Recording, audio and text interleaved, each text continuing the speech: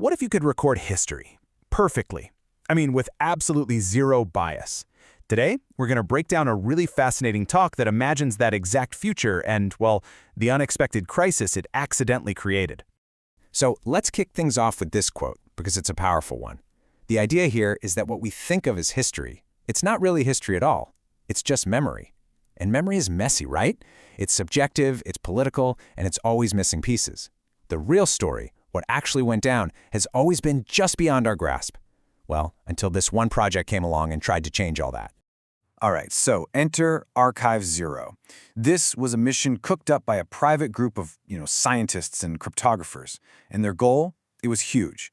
They wanted to build something that could finally pull memory out of the picture entirely and just capture pure, raw history.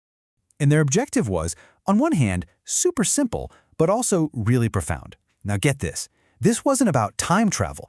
They weren't trying to change the past or interfere. Their only job was to be a perfect, invisible witness, just recording everything, every decision, every meeting, and get this, even every silence, exactly as it happened. And here's the crazy part. They actually did it. The tech worked.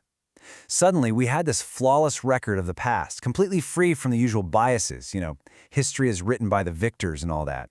It felt like this incredible utopian tool that would help us finally understand ourselves. But, yeah, that's when they found the real problem. Okay, so let's get into this, because this is where it gets really interesting. The flaw they found? It wasn't a bug. The machine wasn't broken, the data wasn't corrupted. No, the flaw was in us.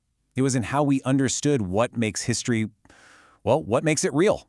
See, the record itself was perfect, 100% accurate. Every single event was captured just as it happened. So the problem wasn't lies or manipulation, which is probably what you're thinking, right? That's the obvious culprit. But this was something way, way deeper. The problem? It was identity. Think about it. They had the what, the when, the where, all perfectly locked down. But the who? The who was blurry. The events themselves were crystal clear, but the actual actors, the people, the organizations, the systems that made those things happen, you couldn't definitively prove they were responsible. And this quote just nails the crisis they stumbled upon. If you can't prove who did something, what do you have? A perfect record of events becomes, well, it's just a story. It might be a true story, but it loses all its power as actual evidence. So this mind-blowing discovery about history suddenly shone a huge spotlight on the most critical question for our own future, especially now as we're building all these incredibly powerful and autonomous AI systems. I mean, just think about what makes something evidence. It's not just that something happened, it's knowing who chose to stay silent, right? Or who was in charge, who decided to push back. If you can't prove the identity behind the action, the whole idea of evidence it falls apart. And this is when the Archive Zero folks had their big aha moment. They realized we've been totally obsessed with the wrong questions about AI. We're always asking, is it safe? Is it aligned with our values? How smart is it going to get? And look, those are important questions. But they realized we're skipping over something far more basic. And here it is. This is the big one. When an autonomous system acts, who's responsible? I mean, really, who's on the hook? The engineer who coded it? The company that launched it? The government that approved it? Or the AI itself? And that's the real danger, right? This quote says it all. In governance, uncertainty is escape. If you can't prove, with cryptographic certainty, who or what made a call, then accountability just vanishes. It's gone. That little bit of uncertainty becomes a giant escape hatch for anyone who should be responsible. So, to tackle this, we can't just tweak the system we have now. This demands a whole new way of thinking about governance.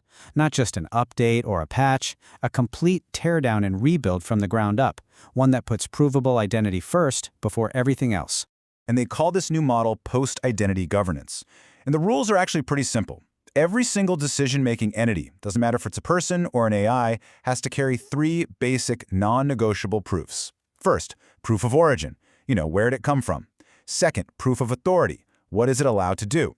And third, proof of presence in time, proving it was actually there at that specific moment.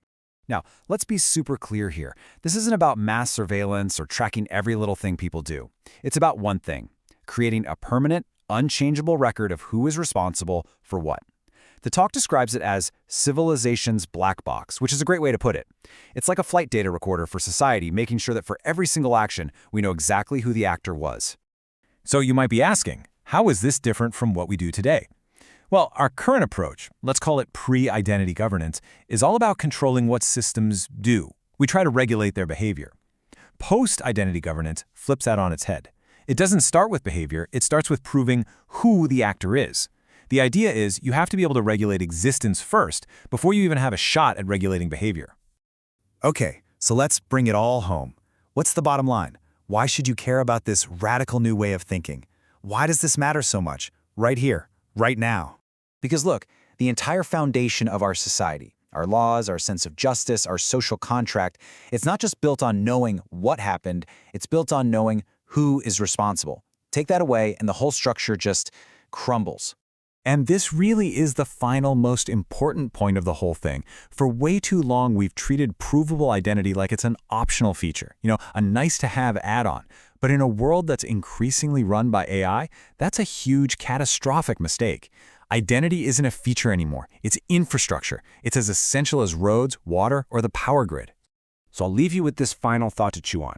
As we race ahead building this world that runs on incredible, autonomous intelligence, what actually happens when we build it all on a foundation where no one and nothing can ever truly be held accountable?